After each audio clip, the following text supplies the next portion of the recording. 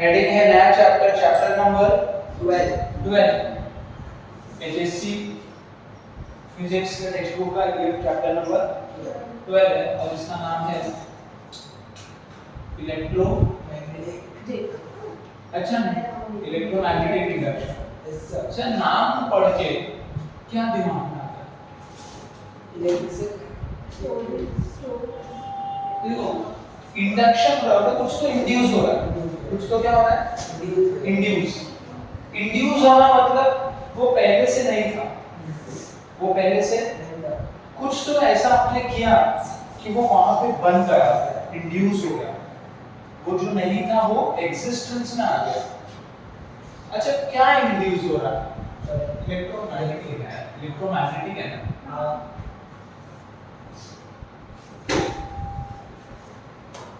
Electromagnetic मतलब electricity due to magnetism, electricity due to magnetism. अच्छा आपको पता है कि करंट से मैग्नेटिज्म बनता है?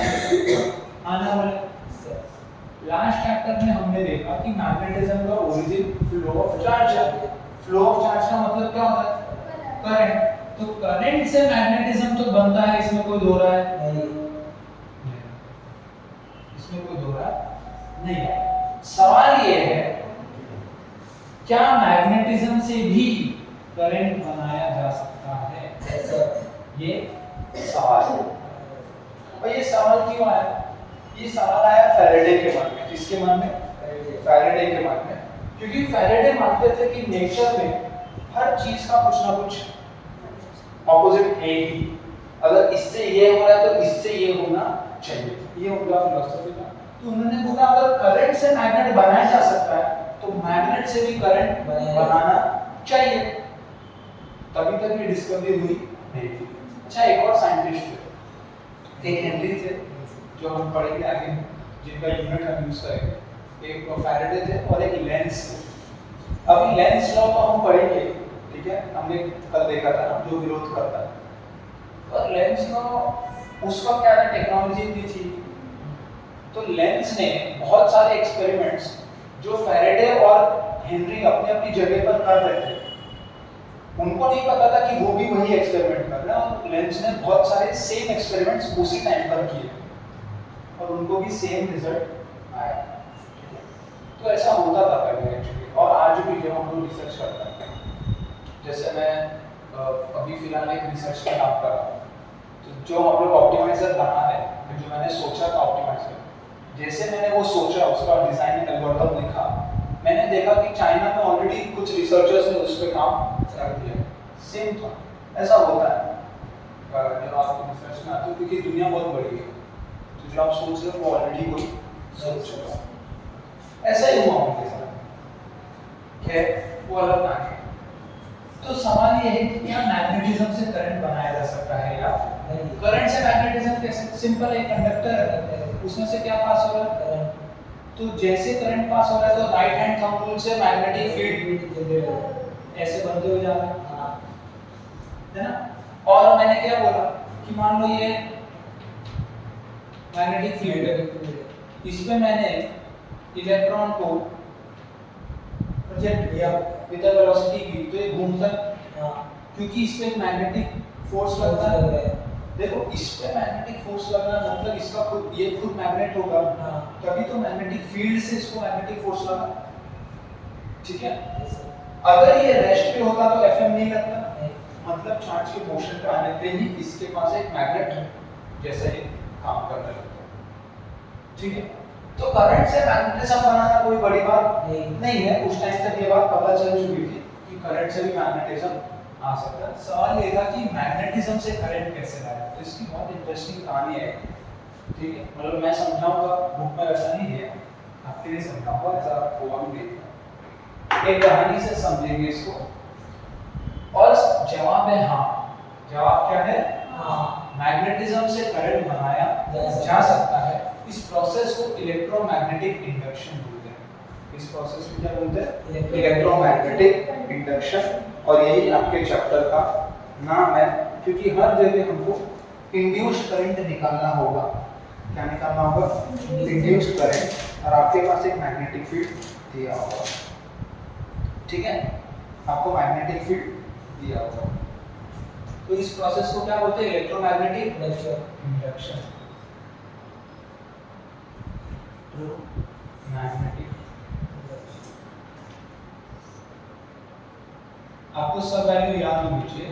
जैसे कि ऐसा वायर है तो यहाँ पे उसका B क्या है, मैग्नेटिक फील्ड क्या है, अगर इसमें से करंट जा रहा है, सर्कल है तो क्या है, स्ट्रेट है तो क्या है, ठीक है, सब हम निकाल चुके हैं डेरिवेशन। पहले देखो अगर आपको रिजल्ट याद है तो आप डेरिवेशन आपको याद करने में मुश्किल नहीं होगी, क्योंकि आपको पता है आपको कहाँ तक पहुँचना है। मेरे साथ ऐसा हुआ था जब मैं 10th का बोर्ड एग्जाम दे रहा था, तो एक प्रूफ थ्योरम्स होता है ना मैथ्स में, तो एक प्रूफ था जिसका मुझे प्रूफ हम तो याद करते थे, स्टेप नंबर 4 पता है और फाइनल स्टेप पता है, बीच का 2 स्टेप याद ही नहीं आ रहा बोर्ड एग्जाम में। तो मैंने सोचा कि अब मेरे को यहाँ से यहाँ जाना और मुझे याद नहीं आ रहा, मैं भूल चुका हूँ ये वाला पार्ट। मैंने सोचा कॉमन सेंस लगाते हैं और नॉर्मल मैथ्स को यूज करके यहाँ तक यहाँ पहुँचने की कोशिश करते हैं, और मैंने वही किया और उससे आंसर आ गया, क्योंकि मुझे फाइनल आंसर याद था ना।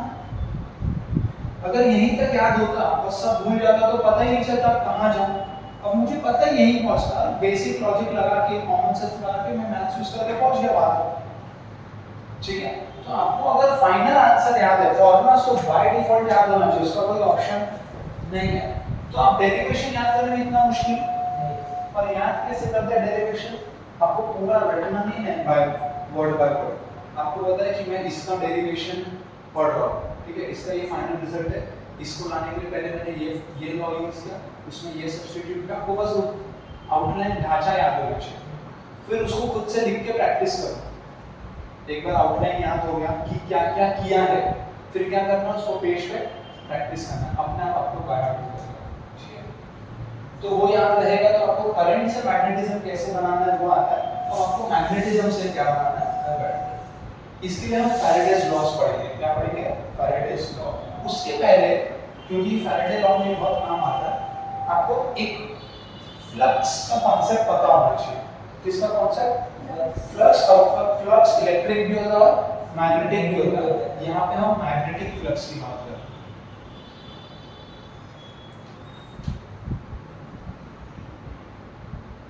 जिसको रिप्रेजेंट किया जाता है फाई से, ठीक है। फ्लक्स क्या होता है याद है किसी को? फॉर्मूला जनरल फ्लक्स होता क्या है? देखो, आप कोई भी गिवन एरिया ले लो, क्या ले लो? Given area. यहाँ पे मैग्नेटिक फ्लक्स की बात कर रहे हैं, इसलिए मैग्नेट के टर्म्स में बात करेंगे, ठीक है। यहाँ सुनो, आप कोई भी गिवन एरिया ले लो और आपने उसमें से मैग्नेटिक, उसको किस में डाल दिया? External magnetic field. किस में डाल दिया? External magnetic field. तो इस एरिया में से, इस एरिया में से कितने मैग्नेटिक लाइंस, कितने मैग्नेटिक लाइंस, मैग्नेटिक फील्ड के लाइंस जा रहे हैं, वो इस एरिया का मैग्नेटिक फ्लक्स है। समझे? It is the count of magnetic field of lines passing through a given area। अब आप लाइंस को काउंट तो कर नहीं सकते एक्चुअली में, तो हम क्या करते हैं, हम एरिया वेक्टर लेते हैं और मैग्नेटिक फील्ड का वेक्टर लेते हैं और डॉट प्रोडक्ट कर देते हैं। क्या कर देते हैं? Dot product. तो मान लो ये एरिया, एरिया क्या है? ए। अब मैं जो मैग्नेटिक फील्ड है उसको देखो, मैं क्या करूंगा,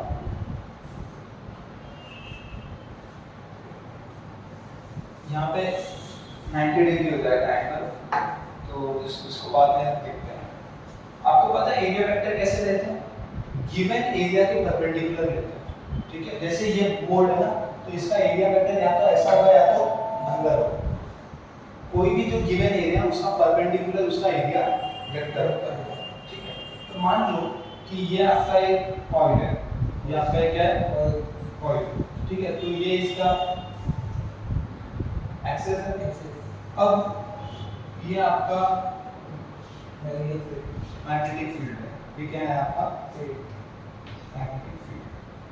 अगर आप ध्यान से देखो तो इसका एरिया कैसे आएगा, ये ऐसा है ना, मतलब थोड़ा अगर टेढ़ा होगा तो कुछ ऐसा आएगा,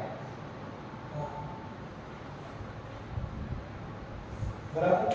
और इनके बीच का एंगल क्या है, नहीं 90 नहीं, ठीक है, ठीक है। इससे एक्सिस से नहीं, बी से बात कर रहा हूँ, परपेंडिकुलर तो वो एक्सिस से होगा ना, समझे। बी से एंगल कितना है, ठीक है। तो इसका जो मैग्नेटिक फ्लक्स है वो आएगा B dot A, B dot A, B dot A, ठीक है, जो कि होता है B A cos B A dot product में कॉस आता है, ठीक है, क्रॉस प्रोडक्ट में साइन आता है, बी ए कॉस, ठीक है। ये है आपका मैग्नेटिक फ्लक्स का फॉर्मूला, बहुत बेसिक चीज है, ठीक है। फ्लक्स हम लोग ने पहले कई बार निकाला है इलेक्ट्रोस्टैटिक्स में, तो बस वहाँ पे ई लिखते थे, यहाँ पे बी लिखेंगे क्योंकि मैग्नेटिक फ्लक्स है। अब थीटा मान लो अगर 90 डिग्री दे दिया, क्या दे दिया, थीटा 90 होता है अगर, तो cos 90 कितना होता है, 0, cos 90 0 आ जाता है, 5 हो जाएगा 0। देखो ये मान लो ये b है, ये क्या है b, और आपने एरिया ऐसा रख दिया, तो b तो उसके ऊपर नीचे से चला गया ना, उसके अंदर से तो कुछ गया ही नहीं, तो ऑब्वियसली आपका फ्लक्स क्या हो जाएगा, 0 हो जाएगा। और अगर थीटा 0 डिग्री हो गया तो मैक्सिमम है ना, मतलब मैक्सिमम वैल्यू आएगा b इनटू a, मतलब सारा का सारा b a में से जा रहा है, क्योंकि वो जैसा b जा रहा है उसी के परपेंडिकुलर आके खड़ा हो गया, तो सारा का सारा उसके अंदर से चला गया। तो जब थीटा 0 डिग्री, अब देखो आप क्या सोच रहे हो कि परपेंडिकुलर रखा है, तो थीटा 0 कैसे, थीटा 0 इसलिए क्योंकि एरिया वेक्टर तो आपने जो रखा उसके भी परपेंडिकुलर होता है,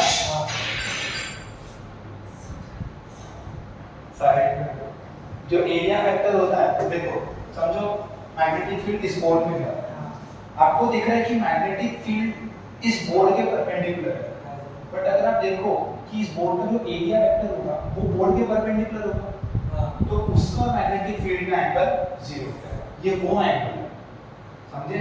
तो this theta is the angle between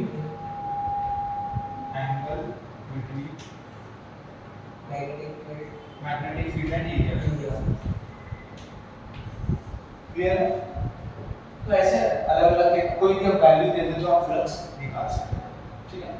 ये टेस्ला होता है, ये मीटर स्क्वायर होता है, तो फ्लक्स क्या हो गया, टेस्ला मीटर स्क्वायर। यहाँ तक क्लियर है। अच्छा, एक अगर आपको नॉन यूनिफॉर्म बॉडी मिल गया, क्या मिल गया, नॉन यूनिफॉर्म बॉडी, तो उसमें हम बेसिकली इंटीग्रेट कर देंगे। मान लो जैसे ये आपका बॉडी कौन है भाई, कोई तो सो रहा है, मान लो ये आपका बॉडी है, ये देखो, और ये क्या है आपका मैग्नेटिक, आवाज से ज्यादा नहीं होता है, ये है आपका मैग्नेटिक फील्ड, चलेगा। हाँ सर। अगर ये ध्यान से देखो तो ये मैग्नेटिक फील्ड है, ये क्या है मैग्नेटिक फील्ड। अभी हर एक का एरिया वेक्टर अलग है, हाँ, इसका इधर ऐसा होगा मान लो, हाँ, छोटा सा एरिया डी है, इसका मान लो इधर होगा, हाँ, छोटा सा वेक्टर ये। आपको क्या करना है, आपको बी डॉट डी ए, ये आपको डी फाई देगा, हाँ, छोटा सा मैग्नेटिक फ्लक्स छोटे से एरिया देगा, तो आप क्या कर दोगे, इंटीग्रेट, तो डी फाई का इंटीग्रेशन फाई हो जाएगा इंटीग्रल ऑफ सी कांस्टेंट हो जाएगा, बी डॉट, नहीं अभी डॉट प्रोडक्ट ले रहा हूं ना, उसको ऐसे ही लिखूंगा, इसको अगर मैं ओपन किया तो integral of B D A cos, चलेगा, हाँ, भी बाहर ले सकते हो। This is how you calculate magnetic flux. अब क्योंकि मैग्नेटिक फ्लक्स हमें पता चल गया है क्या होता है, अब हम फैराडेज लॉस को पढ़ सकते हैं, क्योंकि फैराडे ने मैग्नेटिक फ्लक्स से ही लॉ दिया था, तो magnetic flux is what, count of number of magnetic lines of field, magnetic field of lines passing through the area. ठीक है, इसको नोट कर लो, फिर आगे बढ़ो। देखो यस सर। फैराडे ने कुछ एक्सपेरिमेंट किए और उसमें उन्होंने 3 रिजल्ट को ऑब्जर्व किया और उससे एक कंक्लूजन दिया। ठीक है, अब आपके बुक में होगा बड़ा सा इतिहास कुछ लिखा होगा, वो आप पढ़ लेना। मैं मेन मुद्दा आपको बताता हूँ हुआ क्या हुआ। तो हम पढ़ेंगे फैराडेज एक्सपेरिमेंट। Faraday's experiment. देखो हुआ क्या कि फैराडे ये सोच रहा था कि हम अभी तक करंट से मैग्नेटिज्म बना रहे हैं, करंट से मैग्नेटिज्म बना रहे हैं और उनको मैग्नेटिज्म से करंट बनाना था। तो उन्होंने क्या किया, एक कॉइल ले लिया, एक कॉइल ले लिया और एक मैग्नेट रखा और क्या रखा, मैग्नेट। उन्होंने बोला कि जब मैं कॉइल में से करंट पास करता हूँ तो मैग्नेट अपने आप बन जाता है। तो अगर मैं कॉइल के बाजू में मैग्नेट रख दूंगा तो इसमें करंट अपने आप आ जाना चाहिए, ऐसा उनको लगा। तो उन्होंने एक, और आपके बुक में वो सोलेनॉइड टाइप कुछ दिया होगा, एक कॉइल ही समझो पे, ठीक है, समझने के लिए। अब हुआ क्या, उन्होंने इसको यहाँ रखा, उन्होंने देखा कुछ नहीं हुआ, कोई करंट नहीं आया, यहाँ रखा, यहाँ रखा, यहाँ रखा और उनको कोई करंट नहीं मिला और वो परेशान हो गए। और परेशान होकर एकदम गुस्से में आकर उन्होंने इसको ऐसा फेंक दिया, ये किसी काम का। और जैसे उन्होंने फेंका, इसमें क्या आ गया, करंट आ गया। और सोचने पड़ गया कि ये हुआ क्या, यहाँ पे क्या हुआ। तो उन्होंने उसको वापस उठा के लाया कि ये इतना भी बेकार नहीं है। फिर एक्सपेरिमेंट करना शुरू किया, कुछ समझ में नहीं आया, कुछ समझ में नहीं आया। तो फिर उनको लगता है कॉइल में गड़बड़, कॉइल को उठा के फेंक दिया गुस्से में। फिर इसमें करंट आ गया, जैसे कॉइल फेंकेगा इसमें क्या आ गया, तो समझ में नहीं आ रहा, मुझे गुस्सा आता है तब करंट आता है कैसे। तो उन्होंने क्या किया, सोचा ये कॉइल को जरा देखता हूँ ध्यान से, क्या करता हूँ, देखता हूँ इसमें कुछ तो रहेगा। उन्होंने कॉइल के साथ पलटा, ऐसा सर्कल है ना, देखने के लिए, किसके लिए, और जैसे उन्होंने पलटा इसमें फिर से करंट आ गया। तब उनको समझ में आ गया कि यहाँ पे क्या हो रहा है। यहाँ पे हो ये रहा है कि जब जब कॉइल का मैग्नेटिक फ्लक्स चेंज हो रहा है तब तक कॉइल में करंट आ जाता है। ठीक है, तो उनका पहला ऑब्जर्वेशन क्या था, जब उन्होंने मैग्नेट को मूव किया, चाहे दूर चाहे नजदीक, जब उन्होंने मैग्नेट को कॉइल से दूर मूव किया या नजदीक मूव किया तब करंट इंड्यूस हुआ। अगर उन्होंने कॉइल को दूर या नजदीक मूव किया, कॉइल को दूर या नजदीक मूव किया तब क्या हुआ, करंट इंड्यूस हुआ। और जब उन्होंने कॉइल को रोटेट भी किया तो भी करंट इंड्यूस हुआ। तो ये 3 रिजल्ट उन्होंने ऑब्जर्व किए और उससे एक कंक्लूजन दिया। तो अगर हम वर्ड्स में लिखें तो पहला है when magnet is moving away और in the direction of coil current is induced. ठीक है, magnet is moving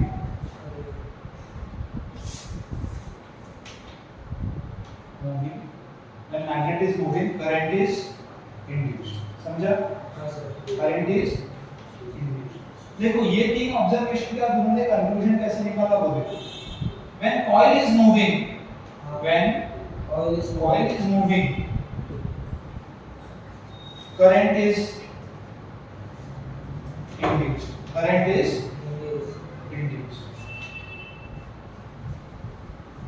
or when coil is rotated, when coil is rotated current is induced, current is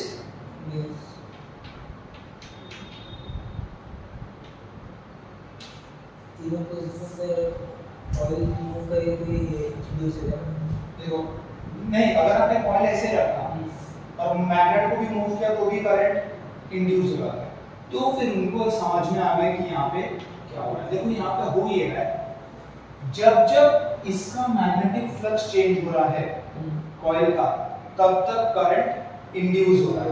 मतलब देखो कैसे, देखो कैसे, ये नॉर्थ है, हाँ मतलब आपका जो मैग्नेटिक फील्ड लाइंस है वो ऐसे निकलेगा, हाँ आया, ऐसा, और वापस साउथ में चला जाएगा। हाँ जब ये मान लो नजदीक था, जब ये ऐसे का, ये तो बहुत सारे होंगे ना, हाँ जब ये क्या था, ऐसे, तब इसमें ज्यादा लाइंस जा रहे थे, हाँ तब इसमें क्या जा रहे थे, ज़्यादा ऐसे, यहाँ देखो, जब ये नजदीक था तो इस कॉइल में से ज्यादा लाइंस जा रहे थे मैग्नेटिक फील्ड के, मतलब इसका इलेक्ट्रिक फ्लक्स ज्यादा था। ज़्यादा, जब आपने इसको दूर भेजा, जैसे जैसे आप दूर भेजते गए लाइन की गिनती कम होते गए, मतलब मैग्नेटिक फ्लक्स कम होता गया, मतलब टाइम के साथ मैग्नेटिक फ्लक्स चेंज हुआ, तब इसमें करंट आया। और जब मान लो कॉइल एक ही जगह, आपने इसको दूर फेंका तो भी तो वो दूर जा रहा है, तो इसका मैग्नेटिक फ्लक्स टाइम के साथ चेंज होता जा रहा है, हाँ तब भी इसमें करंट इंड्यूस होगा, तब भी इसमें करंट इंड्यूस होगा। तो कंक्लूजन ये निकला कि change in magnetic flux, change in magnetic flux, magnetic flux induces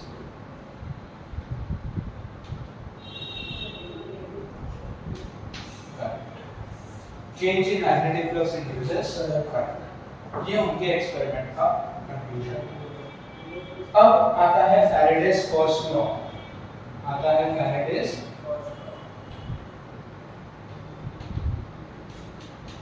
text book में स्टेटमेंट दिया है, आपको वहां से लिखना है। मैं आपको सिंपली समझा देता हूँ कि पहले देख लेते हैं उन्होंने बोला क्या है कि whenever there is a change of magnetic flux in a closed circuit an induced EMF is produced in the circuit। यही है फैराडेज फर्स्ट लॉ। जब भी किसी क्लोज्ड, देखो उन्होंने जो लूप में काम किया ना, हाँ तब उन्होंने रॉड पे काम नहीं किया था, ये देखा गया कि क्लोज सर्किट कहाँ हो। एक आपने मान लो वायर भी ले लिया, स्ट्रेट कंडक्टर, और खाली उसको भी मूव किया मैग्नेटिक फील्ड में, तो भी करंट आता है। बट उधर भी हम उस सर्किट को क्लोज करते हैं तीन नॉन मूवेबल वायर को लेकर। तो मोटा मोटा उनका बात सही था कि आपको एक क्लोज्ड सर्किट चाहिए या क्लोज्ड लूप चाहिए, और आपको उसका मैग्नेटिक फ्लक्स को चेंज करना है, उसके मैग्नेटिक फ्लक्स को चेंज करना है। तो एक ईएमएफ, अपने ईएमएफ मतलब वोल्टेज, वोल्टेज मतलब वोल्टेज है तो करंट भी आएगा, तो एक ईएमएफ अपने आप इंड्यूस हो जाएगा। क्लियर? तो ये फैराडेज फर्स्ट लॉ, ठीक है। तो इसको लिख दे, या ऐसा समझो कि यही स्टेटमेंट, पर आपको टेक्स्ट बुक के हिसाब से लिखना है, ठीक है। स्टेटमेंट यही है, आपको टेक्स्ट बुक के हिसाब से लिखना है। मैंने आपको समझा दिया। अब सेकंड टॉपिक पे आते हैं मेन फिजिक्स पे, मैथ्स पे, कि उन्होंने क्या रिजल्ट दिया। देखो, तो according to Faraday's second law, according to Faraday's second law,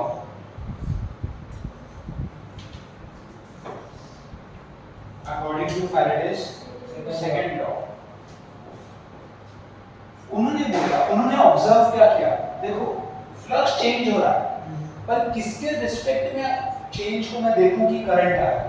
उन्होंने बोला टाइम, कि टाइम के साथ कितना फ्लक्स चेंज हो रहा है वो मैटर नहीं करता, कितना फ्लक्स चेंज हो रहा है कितने टाइम में वो मैटर करता है।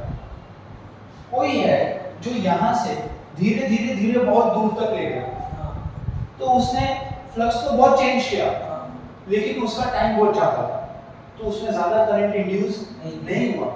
और कोई है जो जोर से थोड़ा ही लेकर आया पर जोर से, तो कम टाइम में ज्यादा फ्लक्स चेंज हुआ। देखो फ्लक्स अभी भी उसके कंपैरिजन में तो कम ही चेंज हुआ है, पर टाइम भी बहुत कम लिया तो ज्यादा करंट इंड्यूस हो गया। तो आपको change in flux with respect to time देखना है, तब आपको इंड्यूस्ड ईएमएफ मिलेगा। तो जो इंड्यूस्ड ईएमएफ है, ई क्या है, इंड्यूस्ड ईएमएफ, इंड्यूस्ड ई जो है वो हो जाएगा change of flux with respect to time. अब यहाँ पर लेंस लॉ ने बीच में दखल दिया। क्यों? क्योंकि फैराडे ने ये तो बता दिया कि जो ईएमएफ इंड्यूस हो रहा है वो कितना है, वो किस पे डिपेंड करता है, वो कब आता है।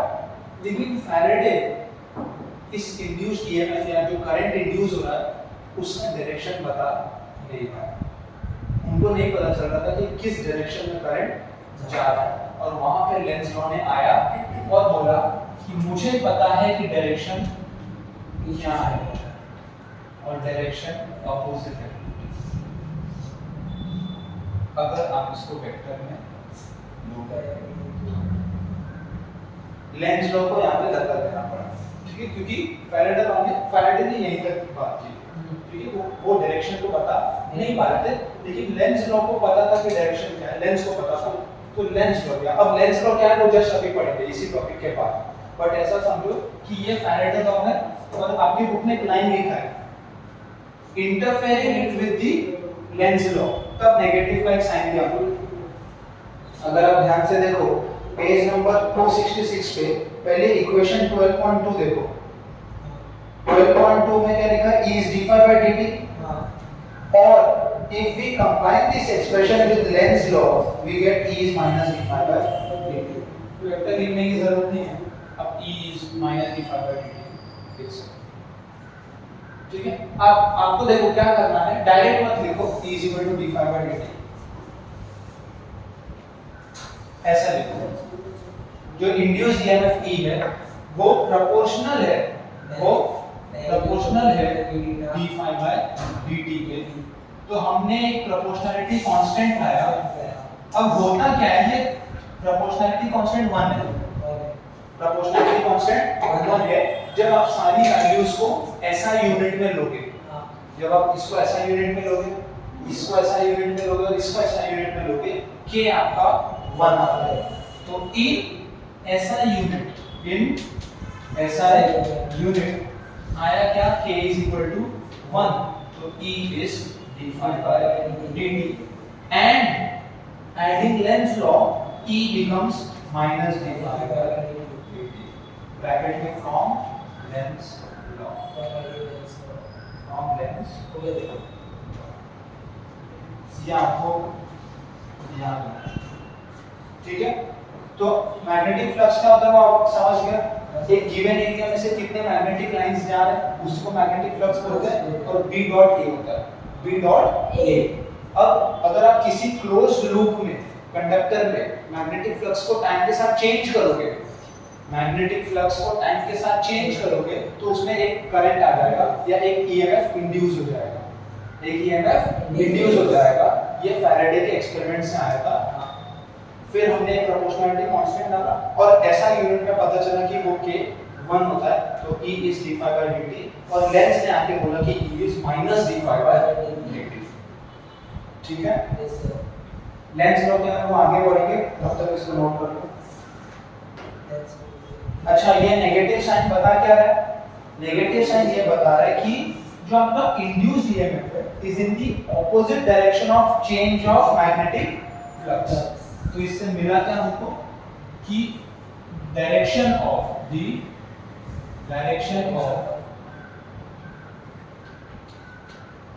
induced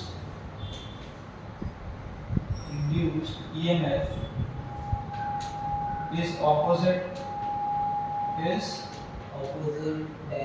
to the direction of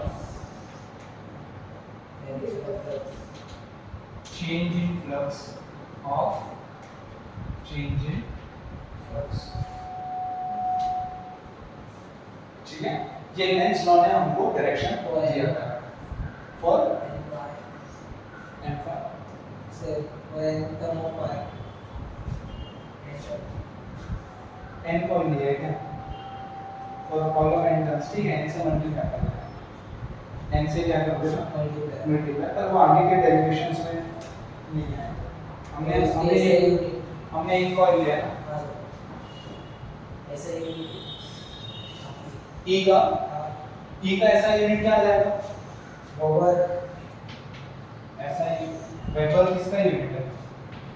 ये डी फाई d फाई का है ना, हाँ जो आपका मैग्नेटिक फ्लक्स होता है उसका ऐसा यूनिट वेबर होता है, उसका ऐसा यूनिट वेबर होता है, तो आपके इसका आ जाएगा वेबर पर सेकंड, ठीक है। यहाँ पे सुनो, ऐसा यूनिट क्या है? ऐसा unit of D is weber पर सेकंड। वेबर, यहाँ सुनो, वेबर इज द ऐसा यूनिट ऑफ फ्लक्स। हमने B डॉट A देखा ना, तो B मतलब क्या हो गया? टेस्ला, A मतलब मीटर स्क्वायर, तो टेस्ला मीटर स्क्वायर को वेबर में बोलते हैं। क्या बोलते हैं?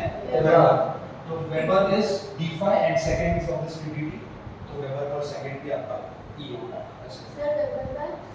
Second d phi by dt है ना, t टाइम, तो टाइम का यूनिट सेकंड, तो वेबर पर सेकंड हो गया। मैं तब तक स्टेटमेंट लिख देता हूँ, बोलो ना जरा, रीड करो ना ग्रुप में से। मैं बोल का statement the direction of induced current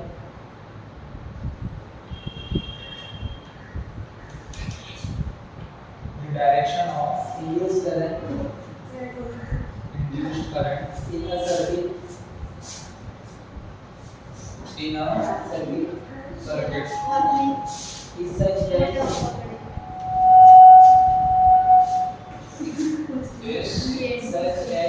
magnetic field such that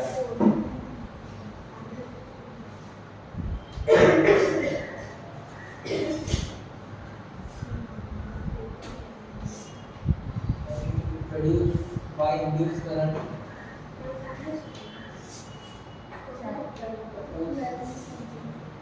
produced by induced current induced current suppose the change in magnetic flux that induces the current. Suppose the change in magnetic flux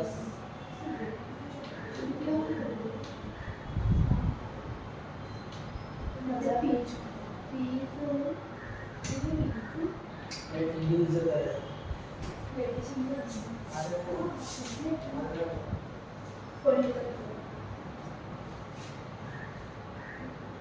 Induces the current.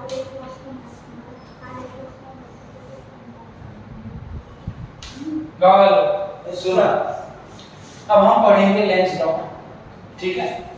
Lenz law basically एक law है जो आपको पता होना चाहिए, जिसने induced current के बारे में बताया कि अगर कोई करंट इंड्यूस हो रहा है तो उसका डायरेक्शन क्या होगा, और इसके पीछे एक लॉजिक भी है। इसके पीछे क्या है? लॉजिक है। ऐसे ही उन्होंने हवा में बात नहीं किया। हाँ सर। लॉ कहता है, पहले ध्यान से पढ़ना फिर समझेंगे क्या क्या है। The direction of induced current, किसकी बात कर रहा है? इंड्यूस्ड करंट की बात कर रहा है, उसके डायरेक्शन की बात कर रहा है। एक करंट हम दे सकते हैं हमारे कंट्रोल में, एक हम इंड्यूस कर सकते हैं फ्लक्स चेंज करके, मैग्नेट को आगे पीछे या इसको आगे पीछे रोटेट करके। तीन तरीके हमको पता है। उसमें जो करंट या ईएमएफ इंड्यूस हुआ, उसका जो डायरेक्शन है वो कैसे आएगा? In a circuit is direction is such that magnetic field produced by induced current opposes the change in magnetic flux. इतना है, इसीलिए नेगेटिव आया। मतलब एक करंट आया, उस करंट से मैग्नेटिक फील्ड का हम लोग डायरेक्शन निकाल सकते हैं राइट हैंड थंब रूल से। वो डायरेक्शन ऐसा होना चाहिए कि जो मैग्नेटिक फ्लक्स चेंज हो रहा है वो उसको अपोज करे। That induces the current. मतलब देखो, मान लो ये कॉइल है, ये क्या है? कॉइल। इसका एक फेज है, एक पीछे का फेज है, और यहाँ पे एक आपने मैग्नेट रख दिया। क्या रख दिया? और नॉर्थ और साउथ। अभी इसमें कोई करंट इंड्यूस नहीं। जैसे आपने इसको यहाँ लाया, कहाँ लाया? इसके नजदीक, इसमें करंट आने लगा। हुआ क्या कि जब ये नजदीक आ रहा था तो टाइम के साथ इसका जो मैग्नेटिक फ्लक्स है वो बढ़ रहा था, क्योंकि मैग्नेट के नजदीक ज्यादा लाइंस होता है और दूर जाने पे लाइंस कम हो जाते हैं। तो जब कम से ज्यादा लाइंस आए तो obviously flux number of lines ही होता है, तो फ्लक्स चेंज हुआ और इसमें क्या आ गया? करंट। अब ऐसा करंट लाना है जो इसको नजदीक आने ना दे। क्यों? क्योंकि उसको चेंज इन फ्लक्स को ही अपोज करना है। चेंज इन फ्लक्स आ कैसे रहा है? इसके नजदीक आने से। तो जो करंट पैदा होगा वो इसको नजदीक आने नहीं देगा। अगर मैं इसको दूर लेके जा रहा था तो जो करंट होगा वो उसको अपनी तरफ खींचना चाहेगा। अगर इसको नजदीक नहीं आने देना है तो क्या इसको ये नॉर्थ बनाना पड़ेगा? तभी इसको नजदीक आने नहीं देगा। नॉर्थ मतलब इलेक्ट्रिक फील्ड ऑफ लाइंस बाहर आ रहा है, मतलब करंट कैसा है? Anti clockwise. करंट कैसा है? Anti clockwise. बराबर। राइट हैंड रूल देखा तो करंट कैसा है? Anti clockwise. मतलब इसमें कैसा करंट आ गया? Anti clockwise. तो अब आप करंट का डायरेक्शन बता सकते हो,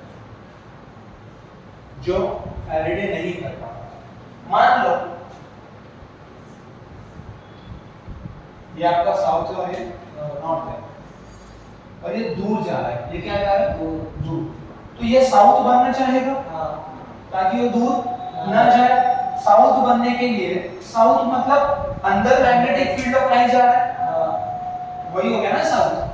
क्योंकि नॉर्थ से निकल के घूम के साउथ में जाता है। तो अगर मुझे ये साउथ दिख रहा है मतलब अंदर जा रहा है। अंदर जा रहा है मतलब ऐसा होना चाहिए, क्लॉकवाइज। करंट ऐसा होगा। तो करंट ऐसा, कोई डाउट है? बराबर। साउथ के लिए क्लॉकवाइज है, ठीक है। तो इस हिसाब से लेंज लॉ के अकॉर्डिंग आपको इंड्यूस करंट का डायरेक्शन मिलता है। चलेगा?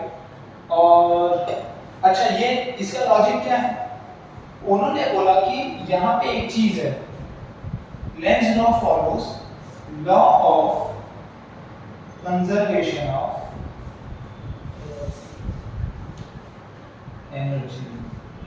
एनर्जी को कंजर्व करने के लिए इसको होना ही पड़ेगा। देखो कैसे, मान लो लेंज लॉ काम नहीं करता, मान लो लेंज लॉ काम नहीं करता और ये साउथ बन जाए, और ये क्या बन गया? साउथ। ये क्या बन गया? साउथ। और डायरेक्शन उल्टा है करंट का। अगर ये साउथ बन गया तो होगा क्या? आपने मान लो थोड़ा सा पुश किया, कितना सा? थोड़ा सा। तो ये थोड़ा नजदीक आया, तो इसमें थोड़ा सा इंड्यूस हुआ करंट और ये साउथ पोल बन गया। और ये क्या बन गया? South pole. पर जैसे ये साउथ बना, इसको और खींचेगा। जब ये और खींचेगा तो और फ्लक्स चेंज होगा, तो और करंट बनेगा, तो ये साउथ पोल और स्ट्रांग होगा और खींचेगा। मतलब आपने थोड़ा सा पुश दिया बस, उसके बाद सारा वर्क अपने आप हो रहा है। करंट होता क्या है? Electrical energy. करंट तो बढ़ रहा है ना, आपने कोई एनर्जी दी नहीं और करंट अपने आप बढ़ रहा है, मतलब बिना एनर्जी दिए एनर्जी बनाई जाती है, जो कि पॉसिबल नहीं है। इसीलिए law of conservation of energy को ध्यान में रखते हुए लेंस ने ये दिया कि एनर्जी कंजर्व होनी चाहिए। अब आपको नजदीक आने के लिए वर्क करना पड़ेगा, तभी तो नॉर्थ और नॉर्थ साथ में आएंगे। जो आप वर्क करोगे उससे फ्लक्स चेंज होगा, उससे करंट आएगा, तो आपका मैकेनिकल वर्क इलेक्ट्रिकल वर्क में कन्वर्ट होगा, जो कि पॉसिबल है। लेकिन बिना मैकेनिकल वर्क के ही इलेक्ट्रिकल वर्क आ जाए, ऐसा पॉसिबल नहीं है। इसलिए लेंज लॉ ने ऐसा निकाला। क्लियर है? Yes sir. नोट करो।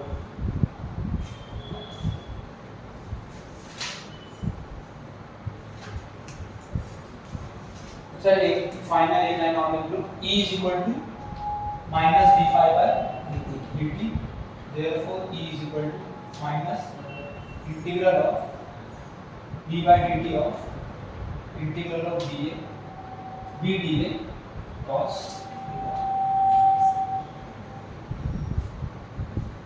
या b a cos क्या लिखा है? b a cos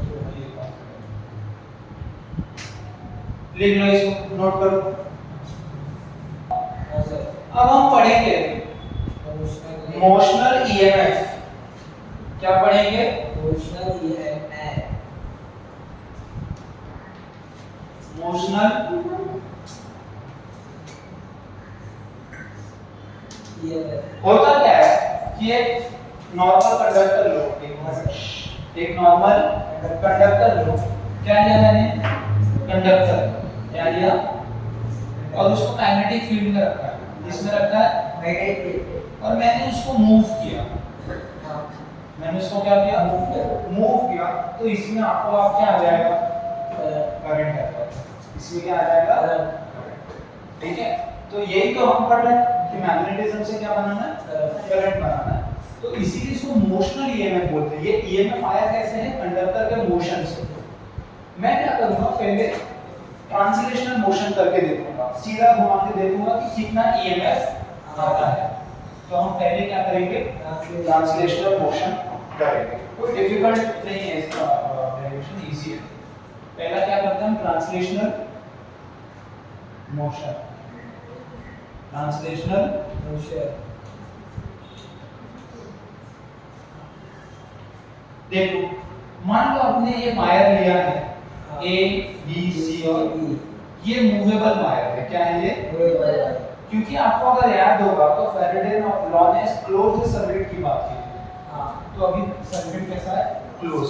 मैं मूव भी करूंगा तो भी सर्किट ब्रेक नहीं होगा, हमेशा क्लोज ही होगा।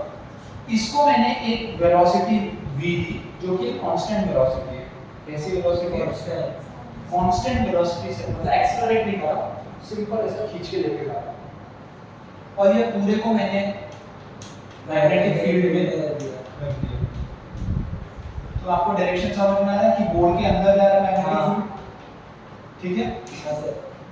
और ये पूरा मैग्नेटिक फील्ड है। इसका जो लेंथ है वो l मान लिया। क्या मान लिया, l। और मान लो ये x डिस्टेंस पे है। अब ये x डिस्टेंस टाइम के साथ चेंज होगा, क्योंकि मैंने वेलोसिटी दी है तो ये आगे आ रहा है, तो x टाइम के साथ चेंज होगा, ठीक है। तो इसको पहला प्रूफ करेंगे हम by flux rule. By flux rule मतलब फैराडे लॉ। फैराडे ने बोला था change in flux will reduce EMF. तो फ्लक्स रूल कहता है कि E d phi by dt in magnetic, in minus आएगा बट हम डायरेक्शन की बात अभी नहीं करेंगे। E is d phi by dt। अब phi क्या है,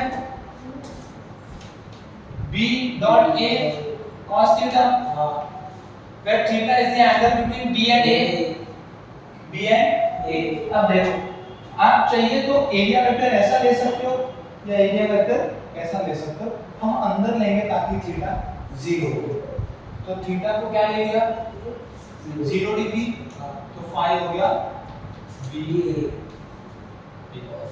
अब देखो B तो B है, जो भी आपका होगा वो तो आपको पता ही होगा। A क्या है, L into X।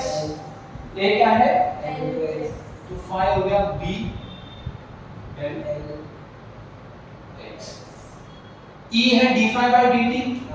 E क्या है, तो हो गया d by dt of phi क्या ले लिया मैंने, BL X। ये हो गया इक्वेशन नंबर 1, ये हो गया फ्रॉम। क्लियर है। तो E क्या आया, देखो B constant, L constant, B constant और L कांस्टेंट, और ये हो गया dx by dt। तो E आ गया PL, ठीक है। तो ये इंड्यूस ईएमएफ आपके पास आता है जब भी आप किसी भी ट्रांसलेशनल मोशन करो किसी कंडक्टर का। चेंज, अरे dx by dt ना वेलोसिटी का होता है, change of position with respect to time, kinematics में पढ़ा होगा। तो वेलोसिटी v दिया है और इसका x दूरी जा बढ़ रहा है, डिस्टेंस अपॉन टाइम को स्पीड बोलते हैं। x by t is v, ठीक है। ये हो गया आपका सेकंड 2। ये क्या हो गया 2। अब हम इसको एक और तरीके से प्रूव करेंगे, तो आपको आ गया यही फाइनल आंसर है। इसको प्रूव एक और तरीके से किया जा सकता है बाय, मैं इसको बोलूंगा मैग्नेटिक फोर्स। क्या दिया है आपको, by magnetic force, by magnetic force. देखो, अच्छा उसके पहले इसका डायरेक्शन देख लें। हाँ सर। आप बताओ लेंज लॉ यूज करो, क्या होगा, करंट। देखो हो क्या है, जब ये यहां मूव कर रहा है तो इसमें फ्लक्स चेंज हो रहा है, क्योंकि एरिया बढ़ी एरिया बड़ी, तो इस एरिया के अंदर ज्यादा लाइंस आ रहे हाँ अंदर की तरफ, तो ये ऐसा करंट लाएगा कि इस मैग्नेटिक फील्ड को कम कर सके, तो वो ऐसा करंट लाएगा जिसका मैग्नेटिक फील्ड बाहर हो, जिसका मैग्नेटिक फील्ड बाहर हो। नहीं समझे कि नहीं? जब मैं इसको बड़ा करूंगा तो इसका एरिया बढ़ेगा, एरिया बढ़ेगा तो ज्यादा फोर्स ऑफ लाइन अंदर आएंगे, मैग्नेटिक फील्ड ऑफ लाइन अंदर आएंगे, ज्यादा मैग्नेटिक फील्ड अंदर जा रहा है तो फ्लक्स बढ़ रहा है, उसकी वजह से करंट आ रहा है। अब लेंज लॉ बोलता है कि जिस वजह से करंट आ रहा है उसको अपोज करना है, तो इस मैग्नेटिक फील्ड के अंदर बढ़ने से करंट आ रहा है, मैं इसको अंदर बढ़ने नहीं दूंगा तो मैं बाहर मैग्नेटिक फील्ड लेके आऊंगा ताकि वो इसको कम कर सके। तो अगर मुझे बाहर चाहिए, मतलब मुझे यहाँ पे नॉर्थ पोल चाहिए, नॉर्थ से ही बाहर आता है ना, साउथ के तो अंदर जाना है, नॉर्थ चाहिए मतलब मुझे ऐसा आना पड़ेगा एंटी क्लॉकवाइज, मतलब इस कंडक्टर के अंदर करंट का डायरेक्शन अपवर्ड है, समझे? करंट का डायरेक्शन अपवर्ड है, क्योंकि जैसे ही करंट ऐसा घूमेगा तभी तो आपका बाहर आएगा और वो उसको अपोज करेगा, ठीक है? तो लेंज लॉ को यूज करके आप करंट बता सकते हो, करंट का डायरेक्शन क्या है, तो ऊपर है। अब देखो मैग्नीट्यूड मिल गया और डायरेक्शन मिल गया, तो E = PLV, ये आपको याद होना चाहिए। बाय मैग्नेटिक फोर्स, अब देखो हो क्या रहा है, मान लो ये तो कंडक्टर है, इसमें पॉजिटिव चार्ज है, ये यहाँ पे वेलोसिटी से जा रहा है, वेलोसिटी से जा रहा है, अब इस पे एक मैग्नेटिक फोर्स लगेगा, मैग्नेटिक फोर्स, क्यों? क्योंकि चार्ज इज इन मोशन, तो उस पे क्या लगता है? Magnetic force. तो जो मैग्नेटिक फोर्स है वो होता है Q B क्रॉस B होता है, QVB होता है ना, अच्छा क्या होता है फॉर्मूला क्या होता है? B क्रॉस B होता है कि B क्रॉस B होता है? B क्रॉस B, अरे QVB याद नहीं है? अच्छा याद है ना, तो QVB को sin theta, QVB where theta is the angle between V and B, हां देखो V और B के बीच में 90 डिग्री है, सर हां V और B E plus E plus B वो आगे आएगा सर आगे आएगा। अरे F Q B cross B होता है, बराबर है। सुनो लावा आगे आएगा लावा ठीक है, QVB इतना तो आता है, ठीक है, QVB sin। अच्छा थीटा क्या है? Angle between V and B, हां V और B के बीच में 90 डिग्री है, हाँ। तो V तो बोर्ड है और B बोर्ड के अंदर, अंदर। तो एंगल कितना? 90, तो थीटा क्या हो गया? थीटा हो गया sin थीटा क्या हो गया? 1 sin थीटा क्या हो गया? 1, तो Fm क्या हो गया? QV, देखो ध्यान से देखो, Fm क्या हुआ? QV। अब फोर्स लग रहा है, हां मतलब कुछ वर्क डन होगा, हां मतलब क्या होगा? Work work done. अब जो वर्क डन होता है वो फोर्स इनटू डिस्प्लेसमेंट होता है। ये चार्ज का जो डिस्प्लेसमेंट है, मान लो वो यहाँ से यहाँ तक पॉजिटिव चार्ज है ना, देखो करंट ऊपर जा रहा है तो नेगेटिव चार्ज नीचे आ रहा है, और नेगेटिव चार्ज नीचे आ रहा है तो मान लो पॉजिटिव चार्ज ऊपर जा रहा है, पॉजिटिव चार्ज और करंट का डायरेक्शन सेम है, तो यहाँ से यहाँ जा रहा है, मान लो पूरा डिस्प्लेसमेंट कितना है? L, पूरा डिस्प्लेसमेंट कितना है? L, तो F डॉट N, F क्या आया? QV B into L आपका वर्क आया, वर्क क्या आया? QVB into L। EMF क्या होता है? याद रखना, EMF होता है वर्क अपॉन चार्ज, ठीक है? एक चार्ज ने कितना वर्क किया वही उसका EMF, ये भी एक फॉर्मूला जो आपको पता होना चाहिए। वर्क क्या है? QVB L अपॉन Q, तो E क्या आ गया? V L आ गया, हां सही है, यस सर V है, ये है equation number 3 so from 2 and 3 E is equal to VL। अभी सारे डेरिवेशन है तो दोनों से एक मिनट से नहीं दोनों से करना फटाफट दोनों करते हैं। दोनों करते हैं। कोई दिक्कत नहीं। अब देखो यूजुअली यहाँ पे cos थीटा आता है। हाँ क्या आता है? cos थीटा दिया गया बुक में right dot L sin theta दिया एफ sin थीटा दिया नहीं दिया सर नहीं दिया डॉट आया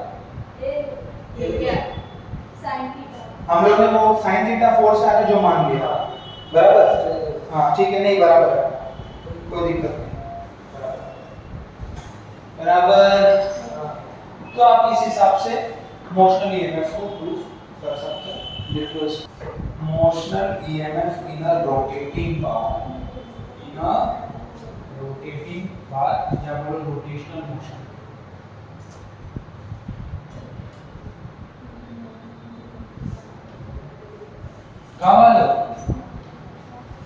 गाँव वालों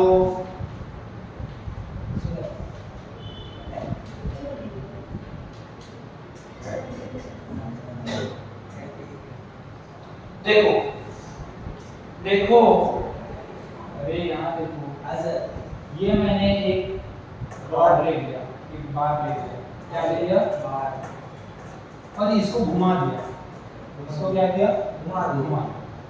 अब मुझे पता है कि अगर ये रॉड ट्रांसलेशनल मोशन कर रहा होता हाँ तो E is B L V हाँ V ये है हाँ L ये है। हाँ V का दिक्कत ये है कि रोटेशनल मोशन में हर पॉइंट का V अलग होता है। क्यों? क्योंकि इस पॉइंट को एक बड़ा सर्कल कंप्लीट करना है हाँ और इस पॉइंट को एक छोटा सर्कल टाइम दोनों के बाद सेम है तो इसकी स्पीड ज्यादा इसकी स्पीड समझे? V is equal to R omega होता है। R अलग है ना इसका R छोटा इसका R बड़ा है तो जिसका R बड़ा उसका V भी ओमेगा सबका सेम ओमेगा सबका सेम। जैसे सीधा चलने पे V सेम होता है घूमने पे ओमेगा सेम। तो मैं इधर थोड़ा सा स्मार्टनेस दिखाऊंगा। क्या दिखाऊंगा? स्मार्टनेस और एक इंटीग्रेशन का थोड़ा सा हम लोग यूज करेंगे। ठीक है मैं क्या करूंगा चलो दिक्कत तो यही है ना कि हर अलग अलग एलिमेंट का V अलग है। उस दिक्कत को खत्म कर देते हैं एक ही एलिमेंट ले लेते हैं छोटा सा। कैसा? छोटा सा जिसका यहाँ से डिस्टेंस R है यहाँ से डिस्टेंस R है और उसका खुद का विड्थ दिया है खुद का विड्थ दिया अब इसका वेलोसिटी तो ऐसा होगा हाँ आया ना इसका वेलोसिटी ऐसा होगा बराबर। अब मैं खाली इसी को ध्यान दे रहा हूं और किसी को ध्यान नहीं दे रहा। E क्या होता है? B L V हाँ और यहाँ पे जो L है वो मेरा dr है दिया है वो क्या है? dr तो ये E भी dt हो जाएगा। हाँ E क्या हो जाएगा? d अब देखो अच्छा V क्या है? R omega. हाँ V क्या है? R ओमेगा तो DE क्या हो गया? B R omega dr। हाँ सर तो इंटीग्रेट कर दो हाँ तो E आ गया B बाहर ले गया ओमेगा बाहर ले गया इंटीग्रल ऑफ R इसका जो होगा ये मान लो 0 से E है जो R है वो 0 जाएगा मिनिमम और मैक्सिमम L तक जाएगा। ठीक है 0 टू L तो ये हो गया B omega R square by 2 from 0 to L। तो E हो गया आपका B omega L L square by 2 minus 0 जो हो गया E L B square omega L square by 2 या इसको ऐसे भी लिखते हैं 1 by E is equal to half B omega L square. कोई दिक्कत वाली बात नहीं है। ठीक है ये हो गया आपका रोटेशनल ईएम। आज के लिए इतना ही आगे का हम